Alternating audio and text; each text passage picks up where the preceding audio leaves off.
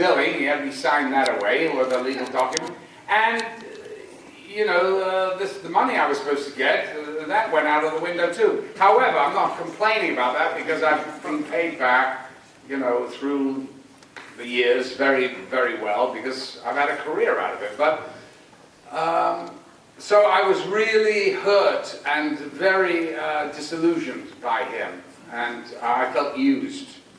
And I felt a great sense of betrayal, which never left me. And then the poor man passed on, I think in 95 or whatever it was. And when he died, I felt so bad in a way. And so, you know, but there you are. And as soon as he died, I got a call or a note from the family, Kubrick's family, saying they would like me to go to the house, which I thought was kind of weird, but, you know, as soon as Stanley's out of the way, hey, you're welcome back in. I was like, but I go to the house and met with his widow, Christiana, who I adored and still adore. And I was with my wife, Kelly, and we went in and we had tea, you know, as the English do.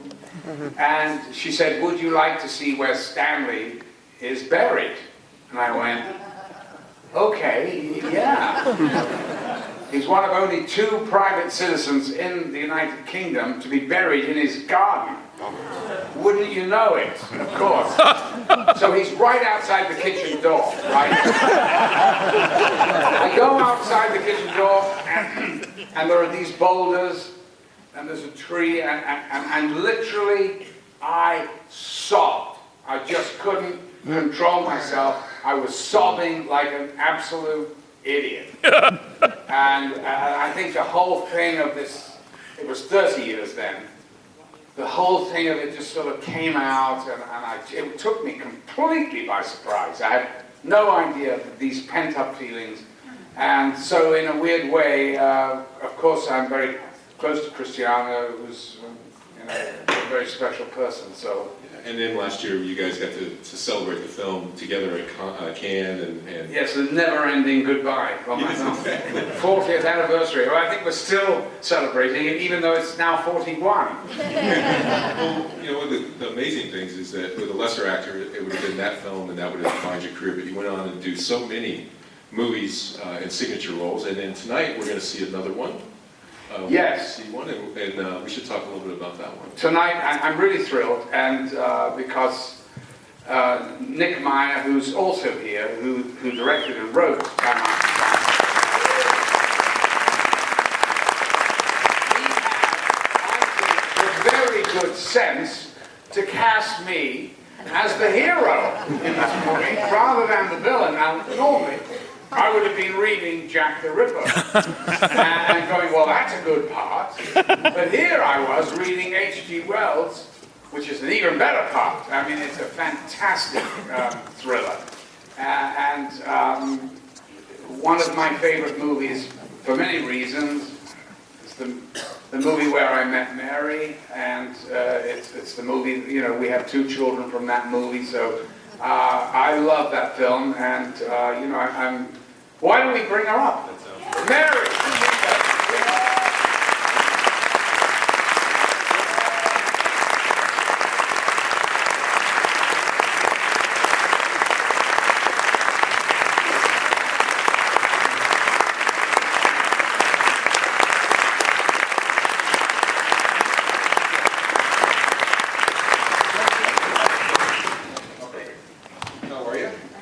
Thank you. It's so nice to see you. You know, he was talking about this film. It must have been amazing for you guys. This was very, very early in your career. It was my second film. Your second film. Talk a little bit about the first time that you guys met. Go ahead.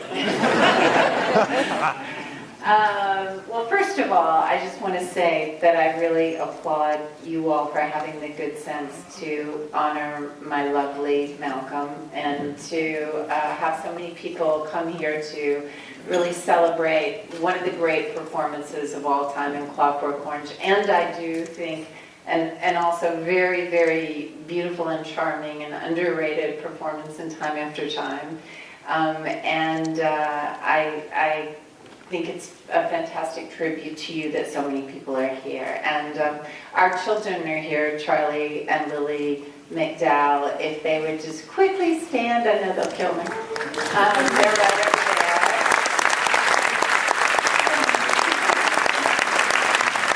And my husband's so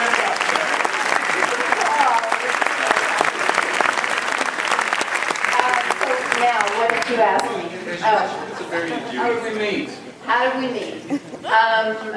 Well, I was the only person on the planet who had never seen Clockwork Orange because, as my children know, I've probably seen less violence than your average 3-year-old. So I was always too afraid to see it. So I went to a house in Beverly Hills that you were renting, and I went to the door and knocked on the door, and you opened the door, and that was when we met, and we started rehearsing. That's right. Now you're going to tell your version of it. No, it was All right. great because, that I've been told that you were this up-and-coming great actress that had worked with Jack Nicholson. There was a waitress in the Magic Pan in New York, and Jack had plucked you into stardom, which is basically what happened. Well, I studied with Sandy Meisner, I would like to say. I studied with Sandy Meisner Every for 2 actor years. in New York works in as a waiter or a waitress. Yes, I was a really good Of course waitress. you were trained. Yes. I know, that's why she over-tips like crazy. I know, I actually tonight at dinner was tempted to check her tip, and then I decided... Oh my God! Things never change, I tell you. This is going to be therapy right here. Besides, since you're not actually my husband, I didn't have the right to do that. I've never stopped you before. Such an endearing, and you mentioned that, and I think it's a movie that it ages very, very well. It does, except maybe the special effects are a little more complex these days. I tell you, I think the special effects in that film are better now. They're part of the charm. Because they're so sort of kitschy Yeah. that they really work. You think, oh my God, that's such a brilliant way to go. Yeah. When we first saw it, we went, what the hell is that? But actually, listen, it's a very charming film. It's beautifully done. Nick wrote a marvelous screenplay, and I loved the scenes with Mary, particularly the one in the restaurant that's revolving. It's one of the most beautiful scenes I think I've ever done as an actor, and I would say... No, I love that scene, and not to make our children and my husband throw up, but that's, if anyone cares, he told me he was in love with me right before we shot that scene. So. Yeah, well, I wanted to get the greatest performance.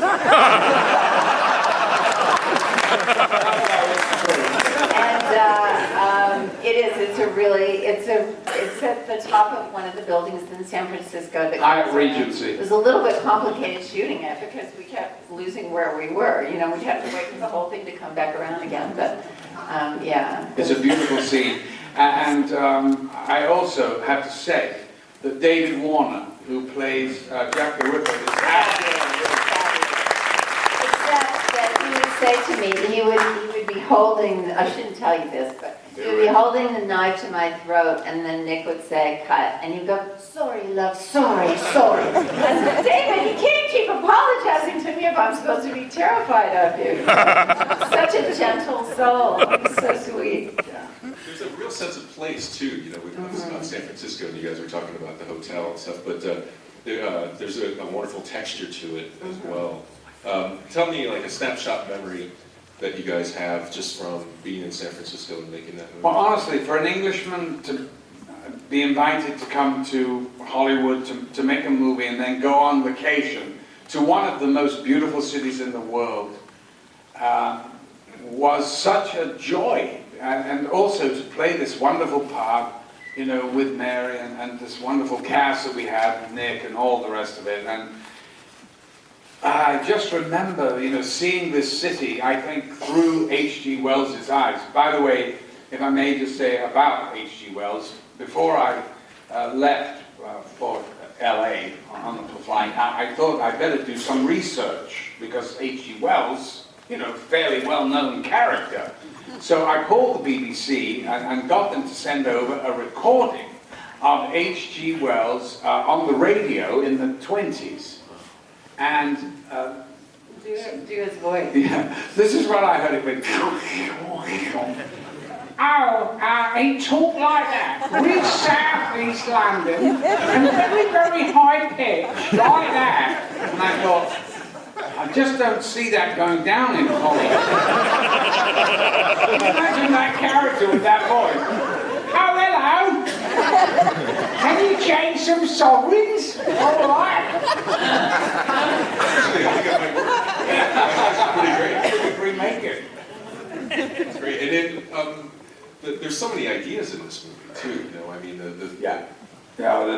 the fantastic. I think seeing the modern world through this Edwardian's eyes, it was a brilliant cinematic stroke. And you know, the whole thing of going into McDonald's, that Scottish restaurant, and looking at the poor mica table and going, nice wood or something, whatever it is. But you know, it's just a wonderful thing, and you know, just his wonderment at a modern city. And of course, H.G. Wells advocated women's rights, you know, way, way before it was at all popular or even came into anything like being. And so when he meets the sort of modern, liberated woman, of course it's a joy, but he doesn't know what the hell to do, you know, because it's all right in theory, in practice, that's a whole different thing. that's great. And then, you know, we should bring Nick up. I think, yeah, Nick, are you here?